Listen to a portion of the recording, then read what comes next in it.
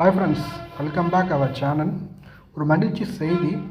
சென்னை எழும்பூரிலிருந்து ராமேஸ்வரம் வந்தே பாரத் ரயில் வரும் ஜனவரி 13, 2026 அன்று நம் பாரத பிரதமர் மோடிஜி அவர்களால் துவங்கி வைக்க இருப்பதாக தகவல் வந்திருக்கு.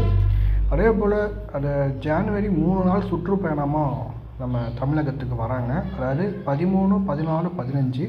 ஸோ வர ஜனவரி 13ஆம் தேதி அன்றைக்கு ராமேஸ்வரத்தில் காசி தமிழ்ச்சங்கம் நிறைவு விழாவை ஒட்டி வந்தே பாரத் ரயிலை துவங்கி வைப்பதாக தகவல் வந்திருக்கு.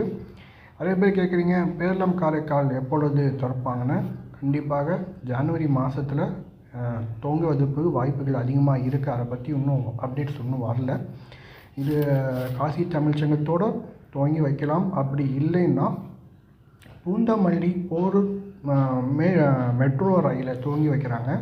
அப்போயும் இதில் வாய்ப்புகள் இருக்குது. 2 இடத்துல யாரோ ஒரு இடத்துல கண்டிப்பாக பேரளம் காரைக்கால் ரயில் பாதையை துவங்கி வைப்பதற்கு வாய்ப்புகள் அதிகமாக இருக்குது. அதை பற்றி இன்னும் வரல.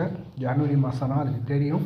வர இந்த மாதம் இறுதியில் புதிய கால அட்டவணையும் வெளியாகுது. ஸோ அந்த டைமில் ஏதாவது அப்டேட் இருக்கா நம்ம பார்ப்போம்.